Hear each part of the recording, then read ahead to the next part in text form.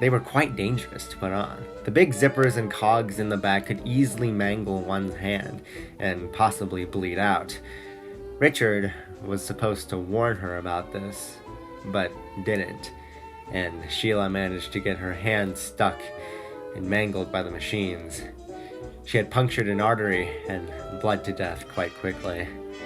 Considering the fact that Richard was supposed to warn Sheila about it, but forgot to, and Sheila ended up dying, you could say that since this is technically accidental, it's manslaughter, but to be specifically, involuntary manslaughter. However, the thing is, well, since pretty much Cin Tin pretty much says that pretty much Richard had been drinking ever since the incident, well, ever since Sheila pretty much bled to death because of it, he pretty much lost himself in his drinking, which means that he feels regret about it. And therefore, pretty much, according to law in Canada, if people feel remorse, then the sentence is reduced. So, Richard, since you feel guilty for it, I'm going to be sentencing you to 2 years in prison. She ruined their lives. Why should she get off scot-free, he thought. He reached down at the very excited Clayton and scratched his face deep and hard. Yeah, I'm pretty sure this is attempted murder, since pretty much Richard pretty much scratched deep and hard, as you just heard Cin Tin say. Also, very shortly on in the video, it is revealed by Cin Tin that pretty much Clayton, aka Mary Smith's brother, went blind in his right eye, which can be classified as mutilation. So, since the eye damage is severe, I'm gonna have to charge Richard with $14,736, as well as 5 years in prison. Oh, also, I'm gonna be charging Richard with emotional distress to Mary Smith, since he pretty much causes her to be traumatized from the situation and she needs therapy. Since Cin Tin said one day during therapy, so let's go with daily therapy sessions over 3 weeks. I hope you're willing to pay $5,250, Richard. And he was able to get her. She pleaded for her life, but he said, "You must atone for your sins, little one," and cut her deeply in the leg, just to give her a taste of how it feels. Yeah, Richard is essentially trying to kill pretty much Mary Smith in this situation. Also, this is essentially assault, occasionally actually bodily harm. Joined Kitty in the fight. Mary couldn't do anything else but listen to the chaos outside. After what felt like forever, it went silent. Then the shadow rat grabbed her from underneath and raised her in the air. He told her, I actually asked Cin Tin pretty much about the scene, and Cin Tin basically pretty much replied to my comment on the videos asking if Richard actually killed Ryan Caddy, and if pretty much the next night Ryan Caddy respawned. Cin Tin's pretty much response to that, that's basically it. So, Richard, you essentially killed 2 people. Not even that, but it's first degree, since pretty much Richard fully well knew that in order to kill Mary Smith, he had to kill Ryan Caddy, since pretty much, while I left it out this video, they attacked him first because he was going to kill Mary. So Richard realized that in order to kill Mary, he had to kill Ryan Caddy first. Mary used everything at her disposal, her flashlight, her pocket knife, anything to fight back, and it was close. The rat managed to scratch her arm deep and hard, leaving her defenseless in the hallway. The rat would occasionally try to lure unsuspecting children to nab, but ultimately never worked. As much as I would love to charge him for attempted child napping, I unfortunately couldn't find a charge for that. Sorry guys.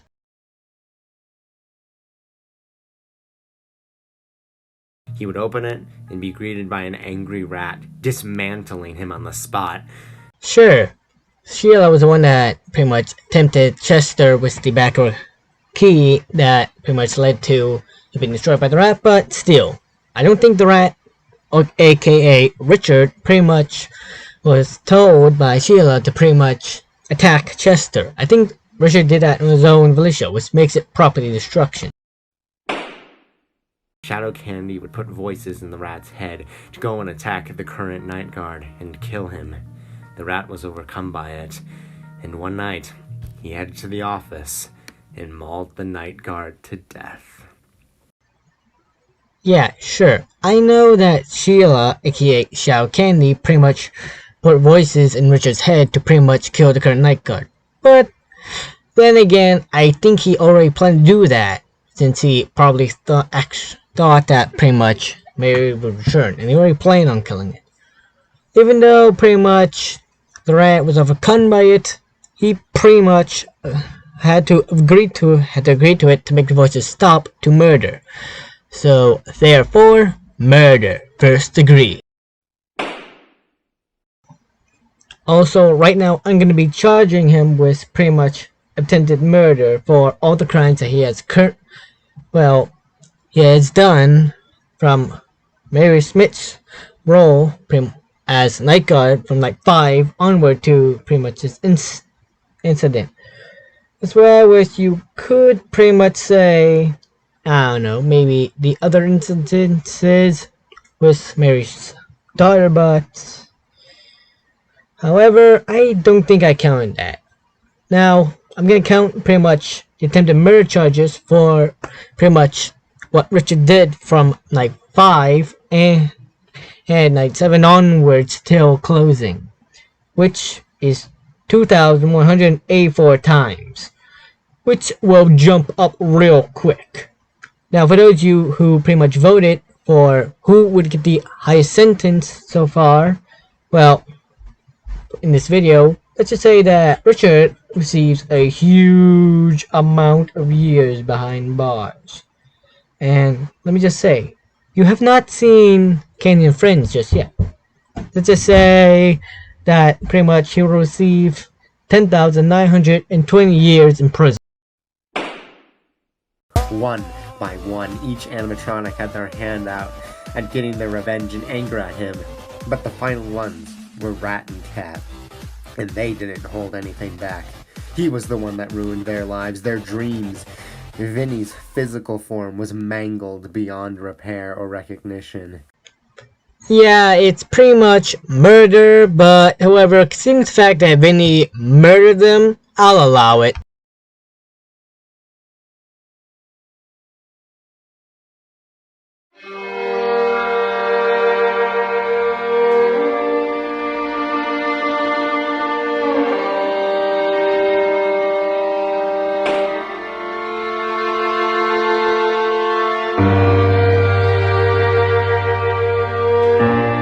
Charles couldn't jeopardize their dream over some dead girl, he thought, before the restaurant opened just next week.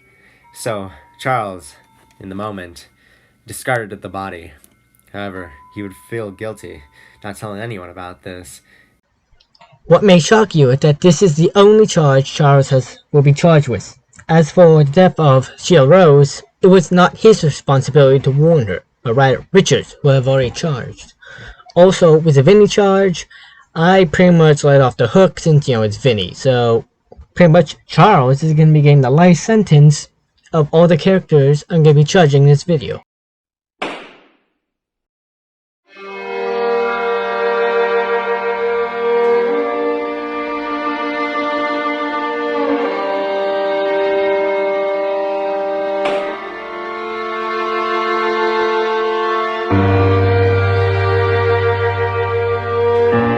She had lost the bet, which means she was the one to spend a whole week at the old factory just up the road. I estimate that pretty much Marilyn went to the factory 14 times on her own free will because they're there, and once for pretty much to have it all end. Therefore, in total, that would be 15 accounts of trespassing. And the thing is, you'll find out with the next case, pretty much the situation with it since Marilyn's a teenager. But, however, let's just, I'm going to be totaling up all her trespassing charges, which is 15 in total. It was Sheila Rose. She discussed how the closing was caused by her hand, and she had to get the animatronics all together so that they can get burned in a final blaze of glory. Yeah, I'm pretty sure this can classify as conspiracy to commit arson since Sheila pretty much admits to Mary and Marilyn that pretty much her plan is to burn down the warehouse with pretty much all the animatronics in there. And Marilyn takes part in this, so it can be considered conspiracy to commit arson. She lit the match, looking into Candy's eyes, and dropped the flame. And then, boom! The place exploded in a huge fire. Yes, I know Mary was the one that lit the spark, but however, technically, Marilyn also helped with pretty much with the fire, laying the gas out. So technically, this is arson, and pretty much I'm gonna charge her with it because she actually can.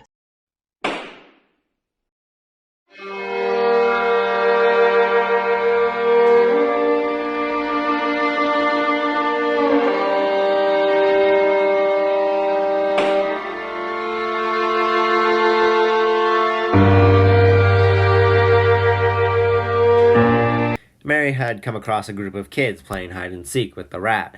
She joined in the fun and went to go hide. She saw that the cat came out of the back room and decided to hide in there. She saw a locker and hid inside. Now, I should charge Mary with pretty much trespassing, but however, according to pretty much the law, aka the source I'm using for all the crimes, I unfortunately can't charge her because according to criminal code help.ca for laws in Canada, well, let's just say that because Mary Schmidt is under the age of 12 and pretty much Google is confirming it, she cannot be charged for trespassing, so you're off the hook for this time, Mary. It was Sheila Rose. She discussed how the closing was caused by her hand, and she had to get the animatronics all together so that they can get burned in a final blaze of glory. Mary and Marilyn returned to the factory the next Friday. Marilyn stayed outside to open up the gas pipes inside so that the fire would be more powerful and spread quicker. Mary went inside to light the fire. She lit the match, looking into Candy's eyes, and dropped the flame. And then, boom! The place exploded in a huge fire.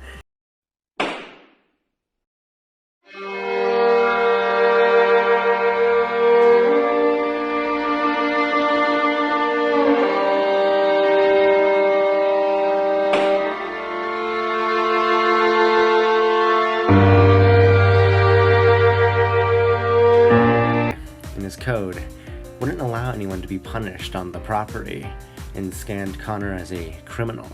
And so, just following his programming, he attacked him, mauling him to death. Blake tried to stop Candy, but Candy scratched him back and Blake bled it to death.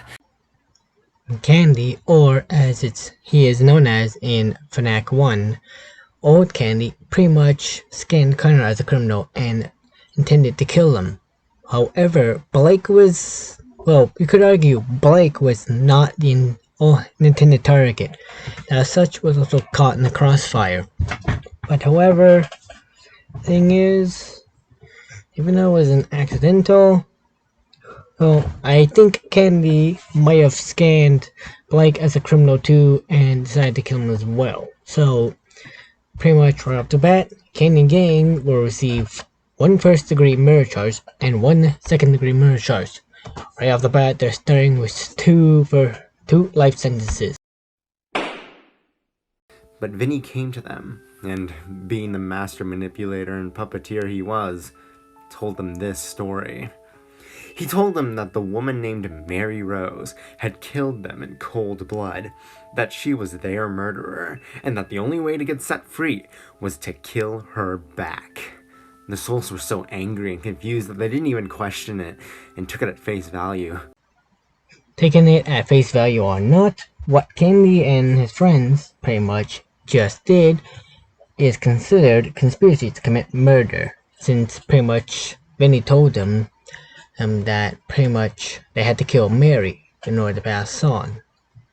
And well, from now here on out, the souls will now try to kill Mary, and therefore pretty much they will pretty much do anything to kill Mary and pretty much any night guard. So, long story short, this is conspiracy to commit murder. Marla would only work 3 nights in the night shift, however, as she would be bombarded with animatronics, trying to kill her. She was beyond confused and terribly scared. Why were they acting this way? Yeah, Candy and friends pretty much are trying to kill Mary Schmidt's sister, Marla. And that's gonna be pretty much a tip emitter for all the nights that Marla works as night guard, which, as you just heard from Cin Tin, is 3 nights. Also, by the way, I'm not gonna be charging Marla for pretty much any crime since she doesn't cause anything that, well, pretty much is illegal. Yeah, sure, she did damage animatronics, but however, that can be classified as self-defense since they tried to kill her, and also for boss let off was warning, so I am not gonna be charging Marla. But for Candy and friends, I'm gonna be slapping them with 3 attempted murder charges. This was it. Vinny finally got her back, and the animatronics went on the prowl once again. And this time, he was determined that they would get her. This strange behavior led staff to believe that the robots were becoming unstable, and the night shift reports weren't any better. Since the night shift reports are pretty much not that different from what the workers are pretty much saying, thinking they're possessed, I'm gonna be charging them with pretty much all the attempted murders for all the night guards after pretty much Mary Schmidt left the night guard position, which pretty much not including night 6 when no one's around is 2,189 attempted murder charges, equaling 10,945 years behind bars. Alex mistook Marilyn for her mother, Mary. They looked so alike, they didn't even question it. It had to be her, but they couldn't be sure. It has been years after all. However, Vinny was not going to let them be hesitant. He demanded they attack her and reminded them of how she murdered them in cold blood. Yeah, Marilyn pretty much is in the factory or warehouse, whatever you want to call it, for pretty much a week. And they attack her for a week, so yeah. I think you know where this one is going pretty much. I am also going to be charging Kenny and friends for emotional stress towards Marilyn Schmidt, since Cin Tin pretty much said that Marilyn Schmidt had pretty much nightmares, so essentially I'd be charging him for therapy. I wasn't exactly sure in my notes for charging them how long, but however, considering the fact that they terrorized her for 7 days, I'm gonna guess that it's equating for 1 hour therapy sessions for the 7 days. So I hope they're ready to pay for it. Wait, do they still have any money left for after the restaurant closed?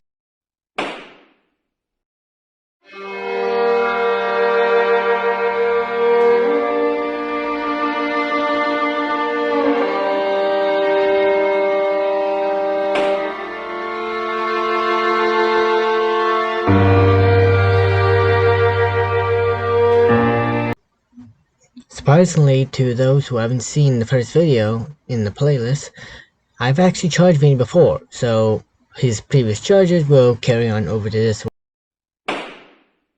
Vinny needed something else to kill Mary, since he was only an apparition, not real. He would need something physical to kill her. Luckily, his old pal Candy and Co. would be a great choice. Not only that, but a group of 4 kids would often play around the factory at night. Yeah, spoiler alert for those who haven't seen the video yet, he kills all 4 of those. And since he needs the ghost to possess something physical, since he's an apparition, to kill Mary, that means that he intended to kill them, which would be first-degree murder. But Vinny came to them, and being the master manipulator and puppeteer he was, told them this story. He told them that the woman named Mary Rose had killed them in cold blood, that she was their murderer, and that the only way to get set free was to kill her back. Now, this is not just conspiracy to commit murder, which I've already charged Candy and friends with, but this is also framing, since Vinny is framing Mary Smith for murdering them, which she did not do, and it is a crime to frame someone for murder that they didn't do. You're putting an innocent person behind bars and accusing for a crime they didn't do, but what you did. So, Vinny, you are adding to your sentence. However, Vinny was not going to let them be hesitant. He demanded they attack her and reminded them of how she murdered them in cold blood. Of course, he knew the truth. It was her daughter. However, he figured if he could kill her daughter, that could be a good lure to bring Mary back, so he can finish her off for good. Dude, you did it again. In fact, this is a bit different. Now, I'm not sure what to classify this as, but however, considering the fact that he is making Candy and friends think that Marilyn Schmidt is her mother, Mary Schmidt, and pretty much telling them to kill her, this is once again to be classified as fraud and conspiracy to murder. Although I could charge him with twice conspiracy to murder, I think conspiracy to murder can apply for multiple individuals in a single thing.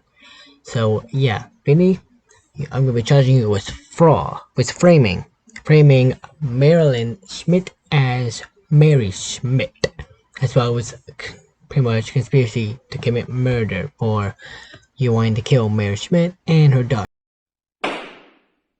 Mary quickly started to get out of the building, but Vinny chased after her, desperately trying to keep her inside it. But Candy and his gang had it.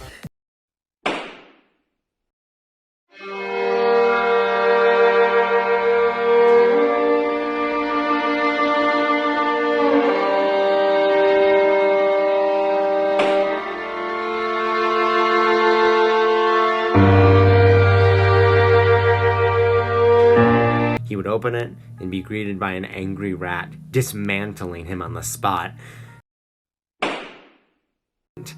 She would become so desperate that she would even steal and hide away Candy's iconic tie.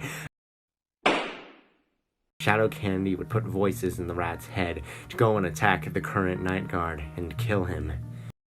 The following morning, Candy would be led by the Shadow Candy and find the horror in the office. He would be then led to the back room, before the technician and 2 officers would come busting in and discharge him.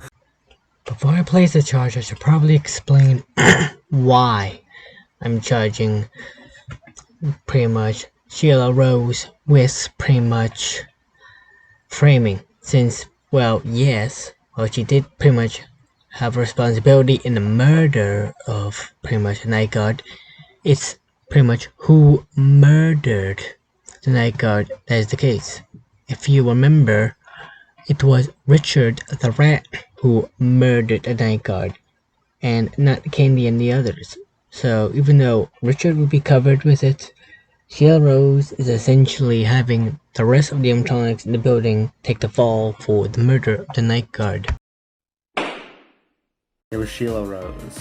She discussed how the closing was caused by her hand, and she had to get the animatronics all together so that they can get burned in a final blaze of glory.